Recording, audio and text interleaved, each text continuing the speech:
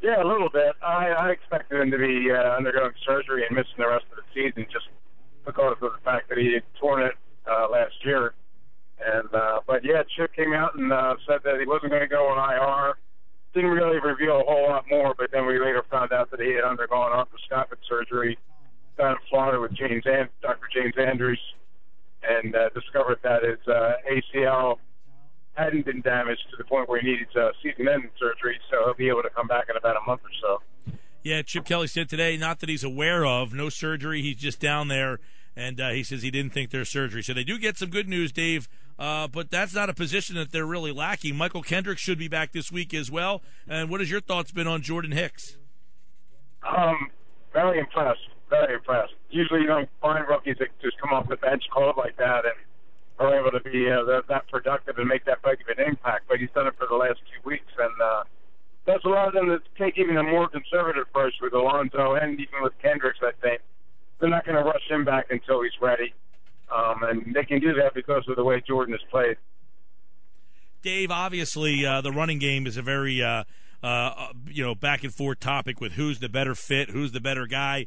Will it even be a option this week? Do you think DeMarco Murray will be ready to play on Sunday? Good question. I thought he was going to be ready last week, and turned out that he tried it out in pregame warm-ups and couldn't go. He practiced on a limited basis today. I don't know how he looked because we're not allowed to watch practice, so he looked good stretching. That means anything.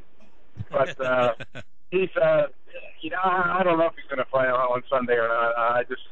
And again, like with those other guys, the way Ryan Matthews played, there's really no hurry to rush DeMarco back either.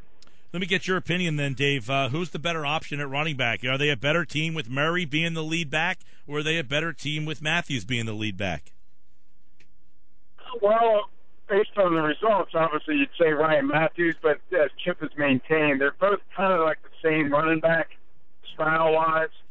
And I think it was just the fact that they made some little tweaks and changes on the offensive line and then the way they attacked the Jets, having Sam Bradford under center a little bit more. That gave Ryan a better look into the secondary, and I think that paid off.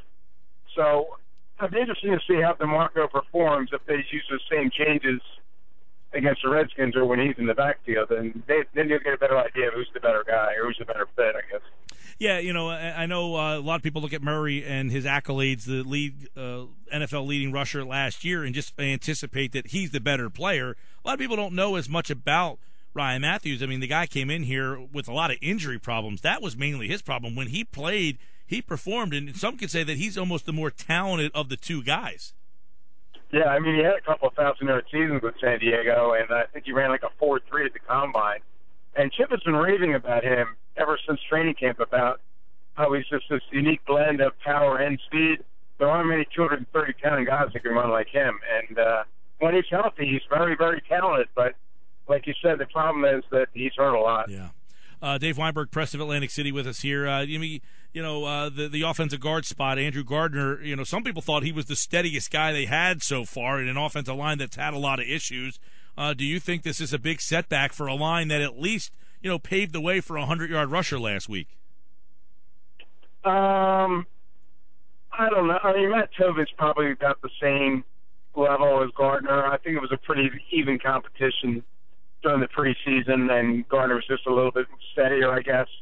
But talking like Pat Shermer, he thinks that Tobin might be like a little stronger as far as a run blocker is concerned. Right. So I think that, you'll see Tobin will get the first crack at it. If he doesn't work out, then they'll go with Dennis Kelly or maybe even the rookie Josh Andrews. Julian Vanderbilt's back for his 20th time, so maybe he'll get back in there. I don't know, but I don't think there'll be that big of a drop off on him because to be honest with you, I didn't think Gardner was like a Pro Bowler or anything. Dave, obviously it sounds like Chip Kelly is going out of his way almost to stick up for Sam and say, look, we need to catch the ball. There's been drops. I mean, he doesn't want to obviously criticize him too much here, but are you noticing as he's getting more questions about Sam that there is some level of concern with him?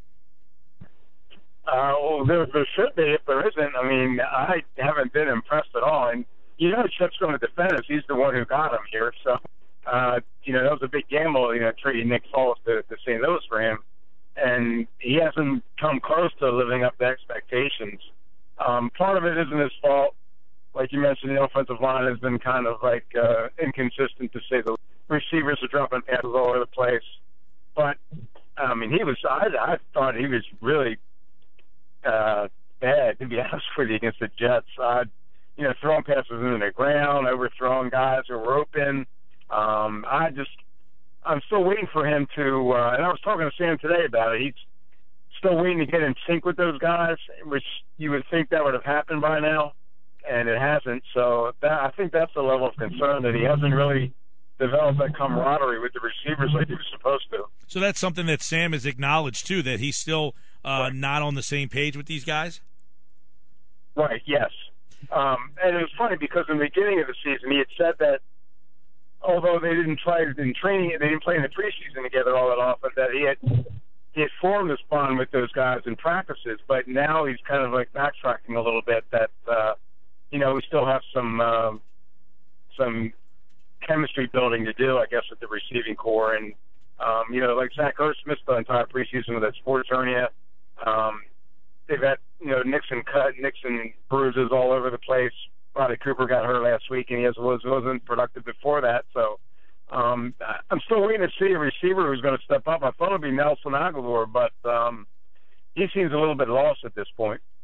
Yeah, he's a guy that a lot of people saw in the preseason and saw, a big guy with some talent. And, it reminded people coming out of the draft like a Jeremy Maclin. And you wonder, the way that Matthews ran, was it worth maybe overpaying Maclin to come back and passing on Murray and just going the Matthews route, Yeah, second thought, that probably would have been a decent thing to do. But they had set this price on Maclin, and Kansas City and Andy Reid were willing to pay over it, so they were willing to let him go. But in hindsight, they don't have an established, reliable receiver for Sam to throw the ball to.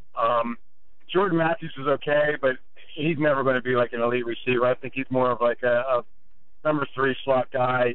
He's dropped a lot of passes too. I haven't been that impressed with him either. So it'd be interesting to see if they can just find someone who can step up a little bit and maybe carry that passing game a little bit until the younger guys can. And Dave, that's a first and second round pick, Aguilar and Matthews. You're hoping that you get some pretty productive play. And Matthews has been somewhat productive, but you're right. The drops are concerning because I think Bradford needs to have confidence that his main guy is going to catch the ball when he throws it to him. Right, and he doesn't have that level of confidence with anybody right now. I was expecting Ertz to really have this breakout season, and that hasn't come close to talking. And even he's a little frustrated. I was talking to him today too, and he still seems to think that it's going to come, that they're close, but you can sense his frustration a little bit about the lack of productivity, that Sam hasn't been looking for him all that much. He hasn't been throwing down the field at all. I mean, I think his longest completion this year is for 32 yards, and it's tied for the lowest in the league. So, and Sam is explaining that they take what's given to him, that, the plays down the field haven't been called, so he's been throwing more short and medium range passes. So maybe it's time for Chip to just open up the playbook, and throw the ball down the field once in a while. Yeah, it sounded like Sam, I don't want to say frustrated today, but he did kind of say, he was asked, how come, you're not throwing the ball down the field? He said, well, they're not calling for me. There's no plays to throw the ball down the field. It sounds like the playbook is not being open for him. Yeah, that's true. I don't know, maybe it's because he was off for the better part of 2 years. Maybe Chip just wanted to give him a basic set offense to run until he gets a little bit more comfortable with everybody. I don't know, but the offense really hasn't been all that productive. They've yet to put a complete game together, so it'd be interesting to see if they can do that on Sunday or whenever they play. Yeah, no doubt. Dave Weinberg from the Press of Atlantic City, of course, a long time on the Eagles beat, 23 years covering the Birds, and he will be in Landover when the Eagles take on the Redskins. We don't know when that day will be. Apparently there is some talk about that game being moved. We'll see what happens with the weather over the next 48 hours or so. But, of course, Dave, every Wednesday here at this time with our last look at Wednesday's practice. Thanks, Dave. Oh, anytime, Mike. Thanks.